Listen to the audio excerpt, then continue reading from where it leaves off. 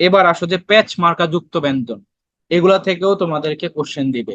ঠিক আছে, যুক্ত ব্যঞ্জন ভেঙে দেখার জন্য। তো পরীক্ষায় আশা করো না যে এরকম থাকবে, যে সেটা কি, সেটা হচ্ছে ধরো উম সহজ যেগুলা, ত এর নিচে থ, এটা সহজ তাই না?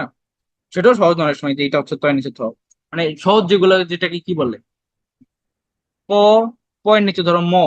ঠিক আছে, তো তুমি এটা দেখেই বুঝলো যে প যোগ ম, এরকম সহজগুলো দিবে না তোমাকে, একটু বিদকুটটা গুলো দিবে। তো এখানে দেখো বিদকুটটা যতগুলো আছে, প্যাচ মার্কা যুক্ত বর্ণ যতগুলো আছে সবগুলোকে আমি এখানে ইনক্লুড করছি। ওকে, আচ্ছা। তো দেখো শুরুতেই যেটা, সেটা হচ্ছে এইটা, এটা হচ্ছে কি, এটা হচ্ছে ক্ষীয়। ঠিক আছে, আমি একটা শব্দ বললাম ক্ষমা, ক্ষমা। তো ক্ষমার ক্ষেত্রে দেখো ক্ষীয়, এই ক্ষীয়কে বাংলা কি পাওয়া যায়? ক যোগ মূর্ধন্যস্ব, ক যোগ মূর্ধন্যস্ব। তোমরা যদি বাংলায় চ্যাটিং করে থাকো কারোর সাথে, তো সেখানে দেখবো যে প্রভাতে যখন লিখবা, অব্রর মধ্যে বলতেছে, অব্র কিবোর্ডে, সরি রিডমিক কিবোর্ডে প্রভাতে যখন লিখবা সেখানে লিখবা ক, তারপরে যে নিচে দাঁড়ের মতো সেটা দিয়ে মূর্ধন্য ষ দিলে তারপর কম ক্ষীয় আসে, আদারওয়াইজ কিন্তু ক্ষীয় আসে না। তার মানে ক্ষীয়কে আনতে হলে তোমাকে ক যোগ মূর্ধন্য ষ লাগবে। ওকে, এরপরে দেখো এইটা হচ্ছে তোমার কি, দেখতে কিন্তু ক্ষীয়র মতো, কিন্তু এটা ক্ষীয় নয়, এটা হচ্ছে তোমার হ যোগ ম। ওই যে আমরা ব্রাহ্মণ বলি না, ব্রাহ্মণ, ব্রাহ্মণ ভৈরফলা আকার, এরকম নিচের দিকে টান দিয়ে তারপর ন, ব্রাহ্মণ। তো দেখো ব্রাহ্মণ রে বাংলায় তুমি কি কি উচ্চারণ করতেছো, ব্রা, ম, হ, ন। এই যে ম, হ, সেটাই কিন্তু এই যে এই চিহ্নটা, মহ, ব্রাহ্মণ, ব্রাহ্মণ। তো এটার যে ফরম্যাটটা সেটা হচ্ছে হ যোগ ম, কিন্তু উচ্চারিত রূপ হচ্ছে ম যোগ হ। যেমন দেখো আমরা কি উচ্চারণ করছি, ব্রাহ্মণ, ম আগে হ পরে, কিন্তু লিখিত রূপটা হচ্ছে কি হ যোগ ম, তাহলেই কিন্তু তোমার এই বর্ণটা তুমি কিবোর্ডে খুঁজে পাবো, আদারওয়াইজ পাবা না। হ প্লাস ম লিখলে এটা আসবে, লিখিত রূপ যেটা। কারণ পরীক্ষায় যখন কোশ্চেন আসে সেখানে কি লিখিত রূপ আসে নাকি মুখে বলা রূপ আসে? অবশ্যই লিখিত রূপ আসে, দ্যাটস এই যে হ যোগ ম। ওকে, তারপরে এটা দেখো, এটা হচ্ছে কি, সযোগ মূর্ধন্য ণ, মাঝখানে পেটের মধ্যে দেখো কিসের মতো দেওয়া, ইও লাগে অপশনে, যখন এরকম থাকে না সযোগ ইও, সবাই ভুলে এটা দাগে দেয়, কিন্তু এটা হবে না। কারণ এটা দেখো, এই যে তুমি এটা নিয়ে একটা যদি আমি শব্দ তোমাদেরকে বলি, সাপোজ এইটার শব্দটা কিরকম হয়, শব্দ দিয়ে বুঝলে কিন্তু মানে মনে রাখা খুবই সহজ। শব্দটা যদি তুমি ক্যাচ করতে পারো যে এরকম শব্দ তুমি কোথায় দেখছো, তোমরা কখনো তৃষ্ণার নাম শুনছো, তৃষ্ণা বেকারি? তৃষ্ণা বেকারি তোমাদের বাজারে আশেপাশে যদি তৃষ্ণা সাইনবোর্ড লেখা থাকে তাহলে খেয়াল করবা, এরকম থাকে কিন্তু। এই যে জয়রফালা মূর্ধন্য ষ দিয়ে এরকম, তো এটা হচ্ছে তৃষ্ণা। তাহলে তৃষ্ণা, ন উচ্চারণ হচ্ছে ন। তো এই জন্যই মূর্ধন্য ষ যোগ মূর্ধন্য ন। এবার মাথায় ঢুকছে যে কেন এটা ন হইলো, কেন এটা ইও হইলো না? কারণ এখানে তো মেইনলি আছে কি, মূর্ধন্য আছে, উচ্চারিত রূপটাই তো বুঝাই দিচ্ছে এখানে ন আছে, তাহলে তুমি কেন ইউ দিবা? এই জন্য দেখতে যেমন হয় সেটা কিন্তু রিয়েলিটি না, তুমি উচ্চারণ দিয়ে জাজ করবা, তৃষ্ণা, তার মানে সযোগ মূর্ধন্য ণ। এরপরে এটা দেখো, এটা দেখতে কিসের মতো, এরকম একটা শব্দ তোমাদেরকে লিখে দিচ্ছি, দেখো অঞ্চল, অঞ্চল এইভাবে লেখে না, অঞ্চল। আমি যদিও পুরোপুরি পারফেক্টলি লিখতে পারি না, বাট অঞ্চল বানানটা দেখবো যে অনেকটা এরকম। তো অঞ্চল, ইও চ উচ্চারণ উচ্চারণ করছে না, অঞ্চল, ইও চ, ইও চ, এই জন্য এটাকে বাংলা পাবা ইও যোগ চ।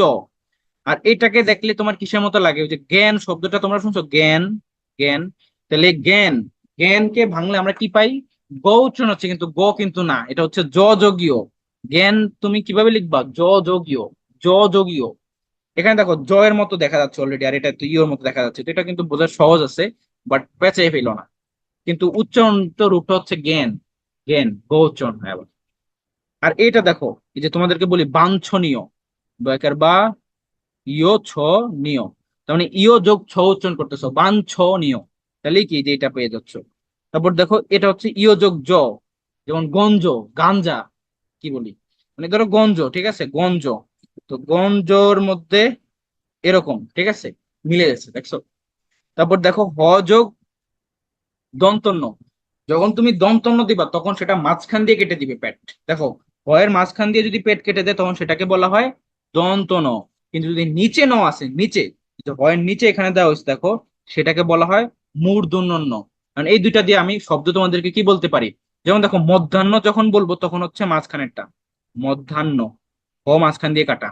আর যদি বলি যে পূর্বাহ্ন, তখন হচ্ছে ন নিচে, অথবা অপরাহ্ন, তখনও কিন্তু ন নিচে। এখন বলতে পারো যে ভাইয়া কেন মাঝখানে এটা? তো মধ্যাহ্নতে তুমি যখন স্পেলিং এ কোন বানানটি সঠিক সেখানে দেখবা মধ্যাহ্নতে নটা কেন মাঝখানে বসে। সূর্য আছে না, সূর্য, সূর্য যখন সকালবেলা উঠে সেটাকে বলবা তুমি পূর্বাহ্ন। ওকে, তো পূর্বাহ্নটা সূর্য কই থাকে? নদীর মধ্যে ডুবে থাকে। মানে ধরে নাও আর কি, এটাকে রিয়েলিটি ভাবার দরকার নেই। তো ধরো নদীর মধ্যে সূর্য ডুবে আছে, এখন সকালবেলা তো সেটা ডুবে আছে, তার মানে সেটা নিচে আছে। দ্যাটস ওয়াই মূর্ধন্য কোথায় বসবে? নিচে বসবে। নিচে বসলে সেটা মূর্ধন্য। কিন্তু যখন তোমার মধ্যাহ্ন হয় তখন বাজে ঠিক 12টা। 12টার সময় সূর্য কোথায় থাকে? মাথার উপরে। দ্যাটস ওয়াই মধ্যাহ্নতে সেটা মাঝখানে দিবা, মাথার উপরে মাঝখানে দিবা, কিন্তু নিচে দেওয়া যাবে না। আর মাঝখানে থাকলে সেটা কন্য হয়ে যায়, দন্তন্য হয়ে যায়। আবার যখন অপরাহ্ন হয়, বিকাল বেলা হয়ে যায়, আবার সেটা লাল হয়ে হয়ে আবার নদীতে ঝাঁপ দেয়। তার মানে তখনও সেটা নিচে চলে গেল। এই জন্য তখনও মূর্ধন্য নিচে বসবে কটা, নটা। তো এই জন্য পূর্বাহ্ন এবং অপরাহ্ন দুইটাতেই সূর্য নিচে, তাই মূর্ধন্য নিচে বসবে। আর মধ্যাহ্নতে শুধুমাত্র উপরে থাকে, তাই সেটা উপরে মাঝখানে বসবে। আই গেস পুরো জিনিসটা ক্লিয়ার। এখানে দেখো সৌরফলা উপরের দিকে এরকম দাগ টেনে দিছে, আর একটা হচ্ছে সৌরফলার নিচের দিকে দাগ টেনে দিছে। এইটা হচ্ছে কি শ্রু, স্বর রস্যৌ, শ্রু। যেমন যদি বলি যে শ্রুতি, শ্রুতি নাম থাকে না কারণ অনেকের, অনেক মেয়েদের নাম থাকে শ্রুতি, এই শ্রুতি। তো এই যে শ্রুতিতে দেখো স্বর রস্যৌ। আর নিচের দিকে যখন চলে আসবে সেটা পেট কেটে নিচের দিকে, তখন হচ্ছে দীর্ঘৌ। তো এই দীর্ঘৌ নিচের দিকে আমরা কোথায় দেখছি? যে শুশ্রূষা একটা শব্দ, তোমরা শুনছো কিনা? অবশ্যই শুনছো, শুশ্রূষা। যেরকম থাকে শুশ্রূষা। শুশ্রূষা মানে হচ্ছে ওই যে নার্স আছে না, নার্সদেরকে বলা হচ্ছে সেবা শুশ্রূষা দেয়, তারা সেবা করে। ঠিক আছে? তো এই ক্ষেত্রে দেখো এই যে শুশ্রূষা বানানটা নিচের দিকে আছে, এটা হচ্ছে দীর্ঘ। আর এটা তো তোমরা জানোই কয় তাক্ত, কয়ের সাথে ত যুক্ত করলে এরকম মানে উপরে মাত্রা সহ এরকম চলে আসে, কয় তাক্ত। হ্যাঁ, আর শুধু এরকম আসে কখন? শুরু শুধু এরকম আসে হচ্ছে শুধু ত ত দিলে, ত যোগ ত দিলে তোমার এরকম চলে আসবে। হ্যাঁ, এরকম। আর যদি ক যোগ ত দাও তখন হচ্ছে পেটটা মাঝখান দিয়ে কেটে যাবে। এটা কিন্তু মাত্রা উপসে রাখতে হবে, মাত্রা ছাড়া কিন্তু হবে না। আর এটা হচ্ছে কিসের মতো? এই যে ত যোগ থ, এই যে গ্রন্থ। ঠিক আছে, গ্রন্থ, ত যোগ থ। এই যে প্রথমে এরকম, তারপরে এরকম। ঠিক আছে, ত যোগ থ। আর এই যে এ দিয়ে উপরে যখন মাত্রা বসে, এর মতো উপরে মাত্রা, এটাকে বলা হয় কি ত যোগ র ফালা, ত যোগ র। এই যে ত্রয়ী, আমি যদি লিখি ত্রয়ী, ত্রয়ী। ঠিক আছে। তারপর দেখো এটা তো ওগাঙ্গই, তোমরা জানোই ওগাঙ্গ। বাংলা, বাংলা না, বাঙ্গালা যদি বলি তাহলে হচ্ছে ইয়োগাঙ্গ আসবে। ওকে। সো এই হচ্ছে প্যাচ মার্কা যুক্ত ব্যঞ্জন গুলা, এগুলো তোমরা সবাই খাতায় লিখে লিখে, এই যে ওয়ার্ড বাই ওয়ার্ড, কমা, ব্রাহ্মণ, তৃষ্ণা, এটি কষ্ট করে কেন লিখে দিলাম? তোমরা যাতে খাতায় এরকম ওয়ার্ড সহ লিখো। পরীক্ষার হলে যদি ওয়ার্ড মনে না করতে না পারো তখন উচ্চারণ দিয়ে মিলাইতে পারবে না। যদি এটার কথাই বলি যে তৃষ্ণারটা, তুমি এটা দেখলে 100% সবার ইয়েও দাগাই দিবা। কিন্তু তোমাকে, তুমি যদি জানো যে এটা দেখছি কোথায়, তৃষ্ণাতে দেখেছি, তাহলে তৃষ্ণাতে তো ন উচ্চারণ করতেছি, তাহলে এখানে মূর্ধন্য হবে। মাথায় যেন ক্যাচ করে জিনিসটা, মানে শব্দ সহকারে লিখে লিখে প্র্যাকটিস